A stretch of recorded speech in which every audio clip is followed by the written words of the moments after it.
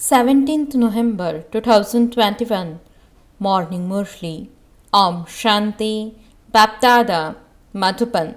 Sweet children, you have to stay in silence and remember the one Father. There is no need to ring bells, etc. to do this. Question: in which respect should you become equal to the Father so that all your work is successfully accomplished? Answer: just as the Father is the ocean of love, so you too should become very, very loving. Your work is spoiled when you become angry, it doesn't get accomplished. Therefore, there is no need to show a stern eye, to speak loudly, or become heated. It is very good to remain quiet. A lot can be accomplished with love. Song: You are the mother and the father. Om Shanti. This praise is of the one. However, on the path of devotion, there is no show of devotion by singing the praise of just one. Therefore, they sing the praise of many on the path of devotion. There is lot of noise. There is so much that goes on in devotion. Bells, chimes, songs and devotional songs, whippings and wailings, etc. They have so many different types of noise, chants, magic spells and praise, etc. Whereas there is silence on the path of knowledge. You are just given a signal and there is no noise. There is so much splendor on the path of devotion.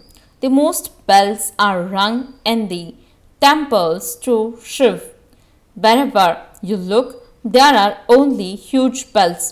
Bells are not rung to wake someone up from sleep. Shivbaba has come to awaken human beings from the sleep of ignorance of Kumbhakarna. However, he doesn't ring bells. He explains to you very peacefully in just a couple of words. Those who are intelligent are able to understand in just few words. The Father says, children, remember me. You called out to me, oh purifier, come. I have now come and am showing you the path. Do you still want to remain impure and stay in this world? You wish to be in the pure world. Do you not? Heaven is called the pure world. They say, oh purifier. So you should understand what the purifier would come and do. He would definitely take you from hell to heaven. People continue to call out to him and clap without understanding. However, they don't know what the Father will do when he comes. In fact, this is the university for changing from humans into deities. This is why it is sung that it didn't take God long to change humans beings into deities. Here you don't need to study any scriptures, etc. They study many scriptures, etc. and give many lectures on the path of devotion. Every month they put up a marquee and sit and make so much noise. There the Father sits and explains to you so peacefully.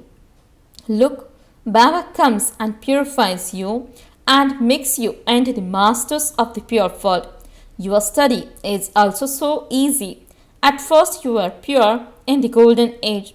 Then while taking 84 births, you became Tamapradhan in the iron age. You now have to become Satapradhan. Therefore remember me. In that, without making any noise too, when a Kumari gets married, whom does she constantly remember? She only has remembrance of him, means her husband. All of you are wives and Shivbaba is the husband of all husbands. You have become engaged to God. Once you become engaged, that remembrance becomes firm in your intellects. You have the reassurance that you are now engaged. You then continue to remember each other. The Father tells you your intellects have faith that you are brothers, children of the one Father. All the brothers receive the inheritance from the one Father, and this is why they call out to the Father. Although they became brothers and sisters when they enter human bodies, it is still souls who call out. All the brothers call out, "Oh, purifier Baba, come." Baba says, "Remember me, and you will become Satopradhan from Tamopradhan." Those who are pure are called Satopradhan, and those who are impure are called Tamopradhan. Only at the confluence age does Baba explain these things. This is a place for studying the Gita. The Father comes and teaches you Raj Yoga in this study place. He changes you from ordinary humans into Narayan. There, a teacher sits in front of you and teaches you and is visible. Here, this one is incognito. You have to understand this teacher with the power of your intellect's yoga. The incorporeal one is the purifier Father. He reminds you, "I taught you Raj Yoga in the previous cycle. This is why it is said, Man Manabhav, became pure, and you will become like Lakshmi and Narayan." There is no need to ring huge bells for this. The Father himself comes and awakens you. The meaning of Manmanabhav is silence. Have the faith that each of you is a soul. That's all. We now have to return home. Everyone asks the Father to liberate them from sorrow and to free them. Sannyasis simply remember the Brahma element. The Brahma element is the home. They remember the home, whereas here you remember the Father. If you simply remember the home, it would be like being a sannyasi. The Brahma element is not God. The Father sits here and explains, "If you remember me, you will go to the land of Nirvana. Then from there, you will go to heaven. I take your children back with me from here." You know that swarms of locusts are so big. They have so much unity. If the one is front sits down, they all sit down. It is the same with honeybees. When the queen bee leaves the hive, all the other bees follow her. She is like their bridegroom. There, it is the bride who rules everywhere. It is also written in the scriptures that all souls flies like a swarm of mosquitoes. There are countless souls. Those bees run after their queen bee every season. You just have to run once. Now all souls have to go to the incorporeal world. You don't make any noise, and this is why Baba gives the example. You are crushed like mustard seeds. Baba is also a point, like a mustard seed. A poppy seed is also very small. God is a point and cannot be seen except in a divine vision. He is as small as a tiny star. It says in the Gita that Arjuna had a vision of eternal light. So, here too, only when people have a vision of eternal light do they understand that they have had a vision. If they had a vision of a point, they would think that is not a god. It is written in the Gita that Arjuna has a vision of very bright light.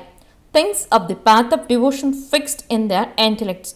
There is the difference of day and night between things of the path of devotion and things of the path of knowledge. You know, you have been dancing so much with your body for 63 births. You have been seeing the chaos of the path of devotion for 63 births. Nevertheless, when it was Satapradhan devotion, you used to worship shivbaba alone. Bathing in the Ganges, etc. begin later. At first, devotion is unadulterated and later it expands. Here, there is total silence. You became the masters of the world without spending a shell. Mama came here without a shell and became the empress of the world. This one was also ordinary. Even though some came from very poor families, look what they became without spending as much as a shell. Mama used to do a lot of service. She used to go and explain to others. Baba says, "Remember me and your sins will be absolved and you will become Satapradhan." There is no question of expense here. If someone spends even a little, that is for himself. It is like when you saw two handful of green in a field, you receive so much green from them and your crop becomes larger. Here too, you earn so much income for 21 births. It is so easy to change from human beings into deities. It is a matter of a second. Look how you are sitting here in an ordinary way. If someone is unable to sit, Baba tells him to go and lie down and listen to the Murli.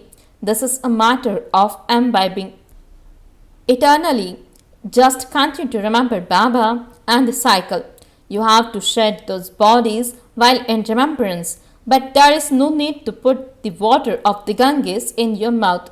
Gurus and saints, etc., create a lot of fear in people by saying that such and such will happen when you don't perform devotion or if you break the disciplines.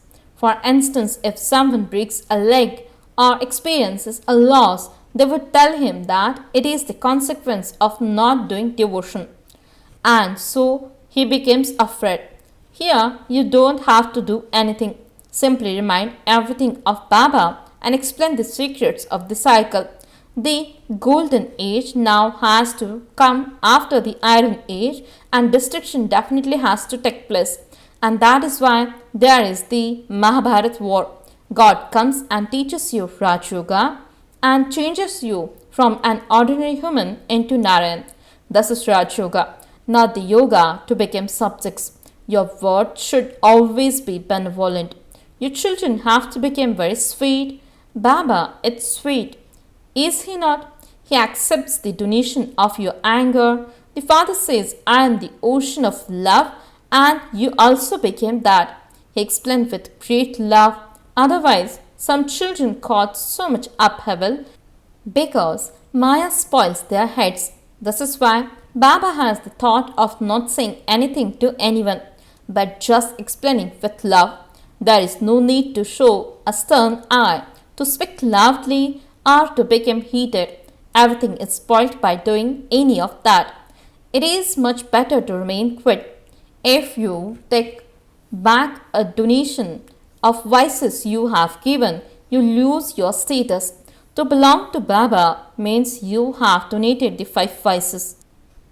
It is said, make a donation and the omens of the eclipse will be removed.